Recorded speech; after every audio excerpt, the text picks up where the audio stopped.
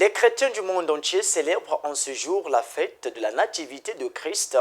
Et dans les églises, la nuit du 24 au 25 décembre a été dominée par les cultes irrélatifs. Commençons ce périple au soleil couchant tabernacle que dirige le révérend Dr Francis Tinona, cantatrice Sédia, Alema Biala, Lionel Oumanissa.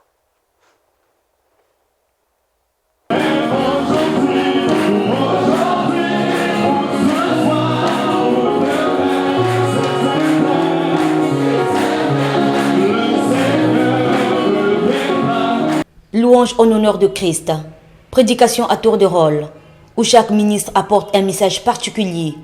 Voilà la manière dont est célébré Noël ce 24 décembre 2021 en l'église Soleil Couchant de Pointe-Noire que dirige le pasteur Francis Tinona. Ici, la célébration de Noël consiste à commémorer la naissance du Fils de Dieu d'après la vision de William Marion Branham, prophète messager du temps de la fin. Il y a bel et bien eu un moment, un jour où le Fils de Dieu est venu dans ce monde. Et il y a une date à cela, même si nous n'avons pas la précision historique à ce sujet. Et le 25 décembre, quoi qu'étant un croyant du message, un chrétien, nous célébrons Noël parce que justement, ça nous rappelle la naissance du Fils de Dieu. Mais je sais très bien que ce n'était pas un 25 décembre. Et malgré cela, nous célébrons, nous reconnaissons qu'il est né un certain jour. Et nous ne célébrons pas Noël à la manière du monde, avec des sapins de Noël, avec des poupées qu'on doit sortir pour dire que c'est le Fils de Dieu qui est né.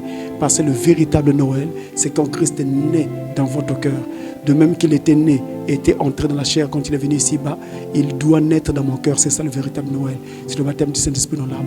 Chaque fois qu'on arrivait autour du 25 décembre, Frère Branham, même s'il était très loin des États-Unis ou très loin de sa ville, il faisait un effort pour rentrer afin d'avoir la possibilité de prêcher et de donner un message de Noël. Il pouvait le faire un 22 décembre, un 23 décembre, un 24 décembre. Une fois, il a même fait, je crois, un 26 décembre, voire un 27. On est toujours autour de Noël. Il a donné un message. Je dis, j'insiste, Jésus n'est pas né un 25 décembre. Mais comme il est bel et bien né un certain jour, et aujourd'hui, c'est ce jour-là qui a été affecté à sa naissance, alors nous venons commémorer, nous rappeler le jour que Christ est venu dans ce monde, le jour que Dieu a revêtu l'humanité afin de nous donner la possibilité d'être sauvés. C'est pourquoi c'était si important pour Frère Branham et c'est si important pour Pasteur Francis.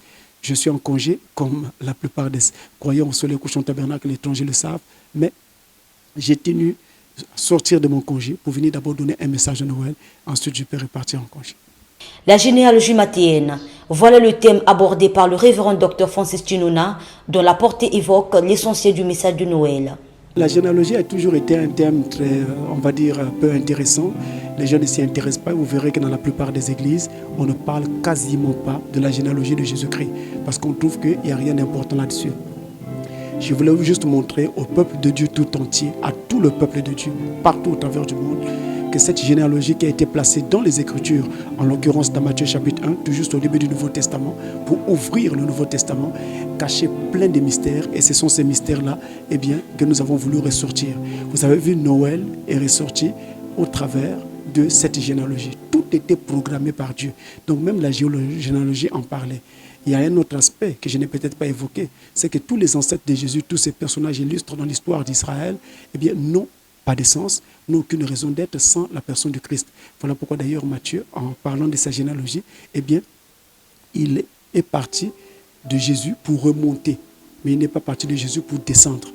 Il est parti de Jésus pour remonter, pour montrer que, en fait, tous ces gens ne sont rien s'ils ne reposent pas sur le Christ. Heureux de participer à nouveau au culte de la Nativité après une longue période de restrictions gouvernementales due au Covid-19, les adeptes n'ont pas manqué d'extérioriser leur satisfaction. C'est une grâce parce qu'il faut reconnaître que ça nous a beaucoup manqué. On a passé un 24 décembre ou un 25 décembre qui n'était pas le même. Donc je pense que Dieu a fait grâce. Moi c'est un plaisir et surtout le retour du pasteur. C'est un plaisir en tout cas c'est bien. Je bénis Dieu le fait que j'ai assisté à ce culte. Depuis le confinement, on était un peu perplexe, mais les choses sont en train de revenir. Ce que j'ai trouvé de surprenant. En fait, la Bible, c'est un document merveilleux. Il faudrait seulement que vous ayez quelqu'un envoyé par lui-même qui a écrit la Bible là, pour qu'il vienne vous déceler de certaines parties. Vraiment, on ne savait pas que les 42 là avaient la signification sur beaucoup de choses et sur l'avènement de Christ. béni Dieu d'avoir un pasteur comme celui-là. Si commémorer la naissance de Christ est aussi important pour les chrétiens, il faut toutefois constater que cette commémoration n'est pas célébrée de la même manière dans toutes les églises. Débuté à 15h, le culte de la Nativité au soleil couchant tabernacle a pris fin à 18h30.